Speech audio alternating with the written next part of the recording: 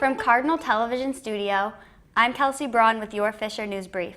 President Joe Biden is going all in to push through his legislative agenda. It's a busy week in Washington as the president meets with lawmakers who could make or break his proposals. Isabella Rosales is in Washington with the high-stakes meetings and the roadblocks to a deal.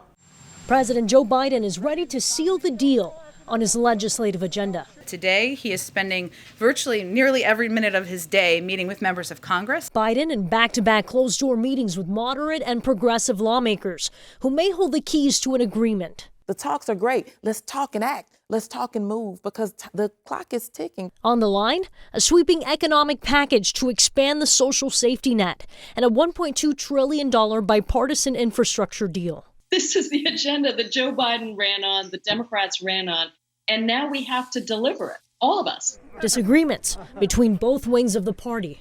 We're talking. All right, we're talking. Sticking points include social programs like Medicare expansion and some aggressive climate change policies. Several Democrats warning they could vote against the bill if key climate change provisions are cut. The majority of the American people are with us. The majority of Democrats are with us. There are just a few who are holding it up, and it's not us. The massive bill currently has no Republican support, even from those who may agree on core principles. We intend to get a seat at the climate table and be productive with our ideas. With the slimmest of majorities in both chambers, Democrats have no choice but to compromise, looking to the president's decades of experience to make it happen. President Biden is someone who understands how to bring people together, how to resolve differences, and how to move us forward. In Washington, Isabel Rosales. Tuesday marked day 2 of jury selection in the Ahmaud Arbery murder trial. The 25-year-old black man was out for a jog in Brunswick, Georgia in February 2020 when he was killed. 3 white men are accused of chasing down and killing him. Ahmaud was unarmed. 600 potential jurors have been summoned to appear in an off-site location this week. So far, prosecutors have interviewed a high school teacher, a bakery employee, and a healthcare worker. Another 400 potential jurors have been summoned to appear next Monday. By the end of the selection process, 12 jurors and 4 alternates will be chosen to serve. Family and friends saying their final goodbyes Tuesday to Jelani Day. The 25-year-old's body was found nearly a month after he was reported missing in Bloomington, Illinois. The LaSalle County coroner says his cause of death is unknown. Day's mother says he was studying to be a speech pathologist and that he was energetic, sweet, and smart. Civil rights leader, the Reverend Jesse Jackson, attended Day's funeral. He says he plans to help Day's family find justice in his death. Jackson has compared Day's death to the murder of 14-year-old Emmett Till. Microsoft and its founder Bill Gates are responding to a report alleging inappropriate behavior in the workplace. Microsoft confirms that in 2008, 2 of its executives told Gates to stop sending inappropriate emails to a mid-level female employee.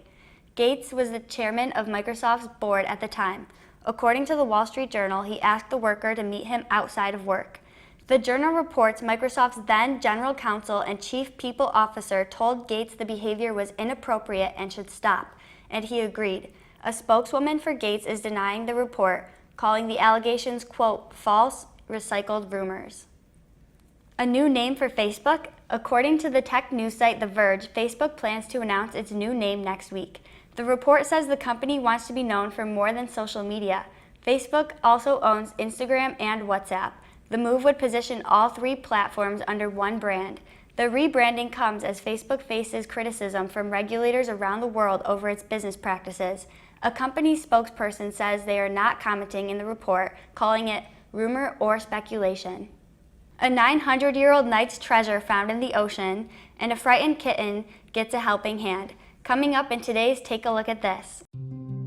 An incredible discovery made at the bottom of the Mediterranean Sea is captivating historians the world over. A 900-year-old sword encrusted by marine life was found on the sea floor off the coast of Israel. It was discovered by amateur scuba diver Shlomi Katzin during a weekend dive that yielded multiple historical artifacts. The sword was turned over to government authorities for examination. They believe it is made of iron and that it was perfectly preserved in its watery grave. They also say they believe the nearly millennium-old sword was once owned by a Crusader knight. The country's Antiquities Authority plans to eventually put the age-old sunken treasure on display for public viewing. Another discovery was made on a busy Texas highway, this one less historic, but more heartwarming. Fort Worth police officers responded to reports of a kitten stranded on the shoulder of a busy interstate. They found the tiny animal terrified and backed into a storm drain grate and pulled it to safety. They were able to calm the kitty down and took it to a local animal care shelter. They later posted the vid to Facebook asking locals to vote on a name for the kitten. The choices were Freeway, Lucky, Highway, Alexander the Great, and Hitch.